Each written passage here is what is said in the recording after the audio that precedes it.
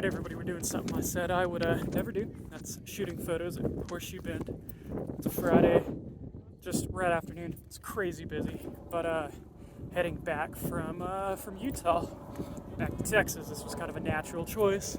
It's really loud, there's lots of people here. There's a helicopter. It's a good view though.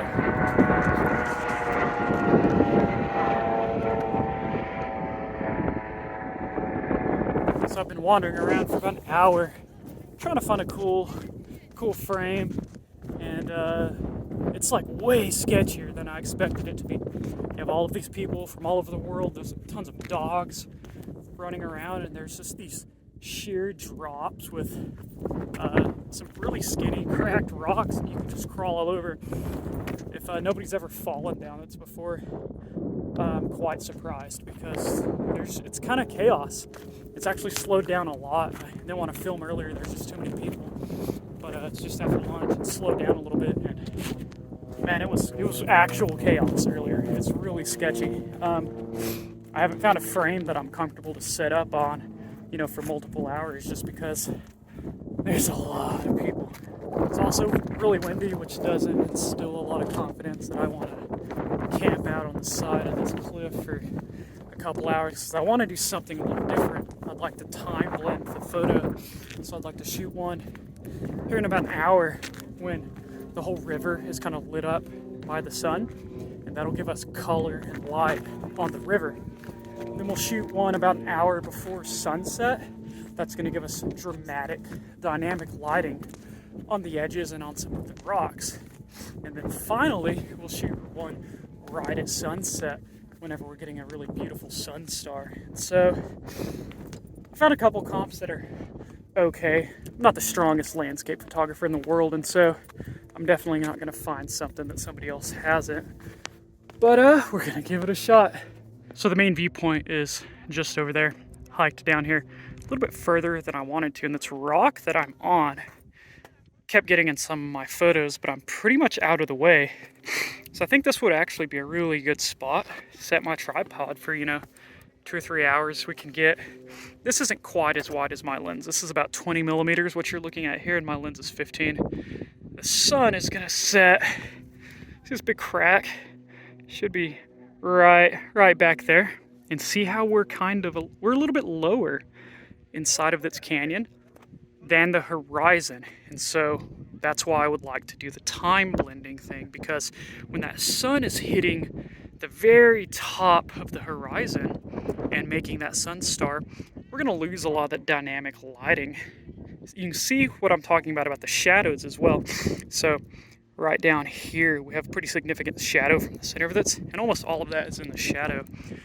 The sun, once it goes whoop and more overhead, we're going to get a lot more color and light out of that, and I might not use it all, but it will be very useful to have those really bright frames that I can play with. Got the camera, got the A7R4. This is the Venus Laowa 15mm 2.0.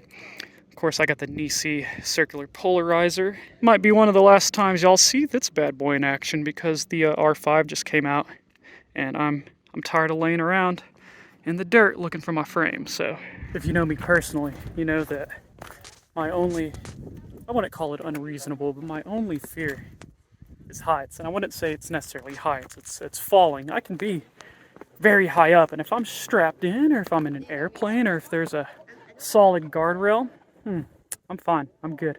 But man, this sketchy cracked rock, and just being intimately familiar with rocks and canyons and how they formed, I gotta say I'm a little sketched out, but this seems like a really good frame, because I'm really out of everybody's way right here. That's one thing at these really popular spots. A really good shot is over on the observation deck. But there's a lot of people coming on these trips, a lot of them elderly and disabled, and for me to camp out right there just for, maybe 3 or 4 hours, it's really, it's just uncourteous to others. And so, look, see, this is what I'm talking about. Look, you want to talk about big, cracked rocks just ready to fall? That's literally what I'm standing on right now. Has to be one of the worst ways to die.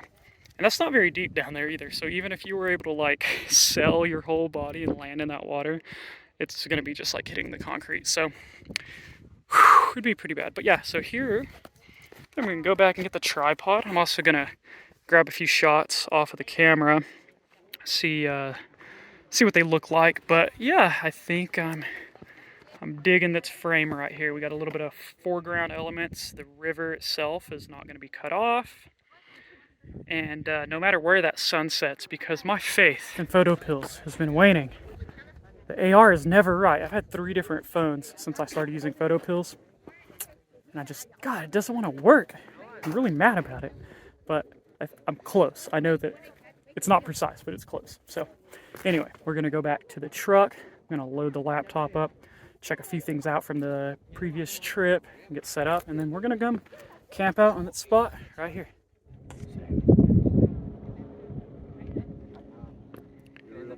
So I'm walking back up the path, and you know, if I'm gonna be here for 4 hours, I'm not really gonna be changing my settings, and I'm not gonna be adjusting the camera much, if any.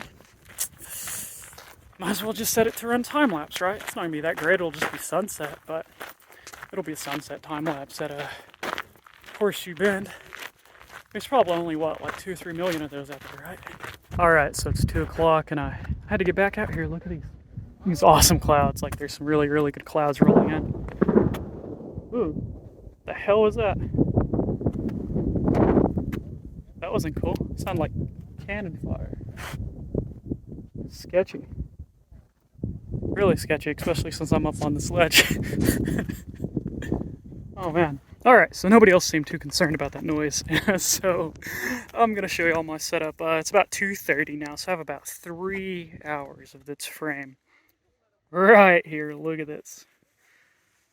Like I said earlier, this phone's shooting at about 20 millimeters. The Venus is at 15, and so getting just a little bit wider. It's about like this, and you can see the entire river below. And man, great afternoon. We got these really beautiful clouds rolling in, getting some really good blue reflections off of the river, off of the water.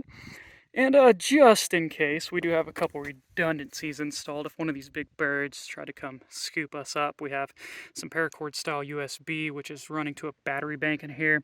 We also have one of these big rubberized cables that I used to hold stuff down on the roof of the Hummer. And the pack is pretty loaded down with stuff. So should that tripod try to be somewhere where it's currently not, hopefully that helps. So I've been on enough of these really sketchy ledges recently that I'm not taking any chances. And yeah, there's a lot of other great frames here, but it's still pretty busy, and I'm sure it's going to pick up a lot by the time sunset gets here. And I figured that this little spot right here would let me kind of stretch out and not be in anybody's way. If we do walk over here, I'll probably speed all this up for you.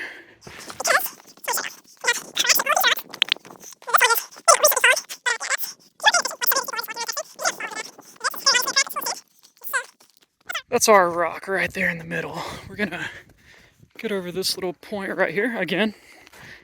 There's cracks everywhere. But yeah, so the camera is right, you can kind of see the tripod. There it is, finally loaded. You can see the tripod right there. And if we look down, just, you know, ready to go whenever it feels like it. I'm sure it's not going to go anywhere. If it can just hold out for 3 more hours. Come to think of it, that could have been what that noise was. Maybe not that rock specifically, but it was certainly loud enough that could have been some big old rocks just deciding it was time to let go, time to make the canyon just a little bit wider. Yeah, so that's my setup for the next about 3 hours. We have some awesome wispy clouds moving in, but not too thick, so hopefully when that sun gets onto the horizon, we get one of those sun stars that just makes a beautiful photo. And then we'll work with some of the dramatic lighting we have now, some of the reflections we have now, and we're going to time blend probably like 5 or 8 photos together. Just take some of the highlights and shadows and sun rays and just kind of combine those into just, you know, hopefully a really pretty image. It's a lot different than my usual style, not that wide angle, up close, dramatic foreground, but I think given the conditions that this is going to be an acceptable solution. So anyway, I'm gonna set my phone up to do just a little phone time lapse, and we'll pick back up here in a little bit.